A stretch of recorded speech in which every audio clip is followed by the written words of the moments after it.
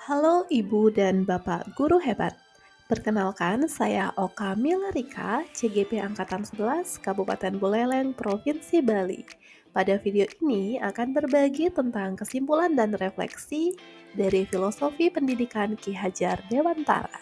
Pertama-tama, kita akan masuk pada bagian apa yang sudah dipelajari pada modul 1.1. Yang pertama, pendidikan dan pengajaran yang secara bersama-sama mempersiapkan anak sebagai manusia dan masyarakat. Yang kedua, salah satu konsep yang paling menarik di mana pendidik yang diibaratkan sebagai petani. Yang ketiga, ada kodrat alam dan kodrat zaman. Yang keempat, guru bertindak sebagai pamong yang akan menuntun kodrat anak.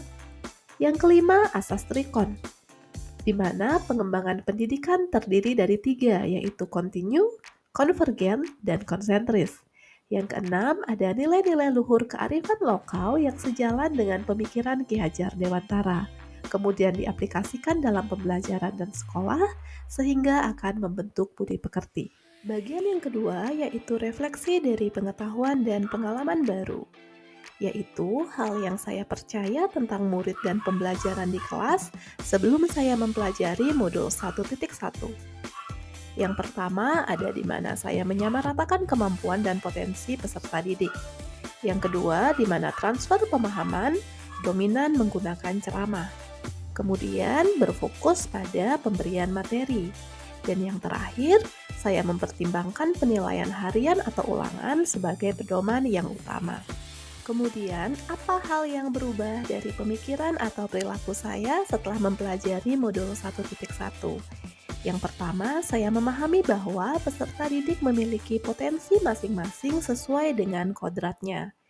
Yang kedua, memberikan kesempatan peserta didik untuk lebih bereksplorasi dengan guru sebagai pamong dan fasilitator.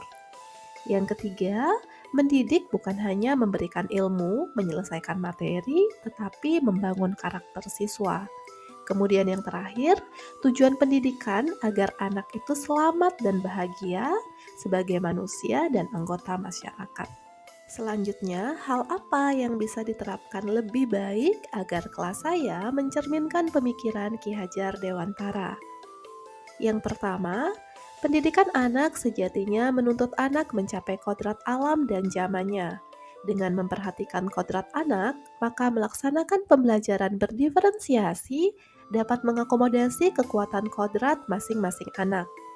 Pembelajaran di kelas memperhatikan kemampuan awal, sumber belajar yang beragam, serta mengakomodasi potensi anak dalam menghasilkan karya. Yang kedua, membangun lingkungan belajar yang berpusat pada siswa dengan mendominasi kegiatan pembelajaran yang dilakukan oleh siswa seperti diskusi kelompok, eksperimen, dan presentasi.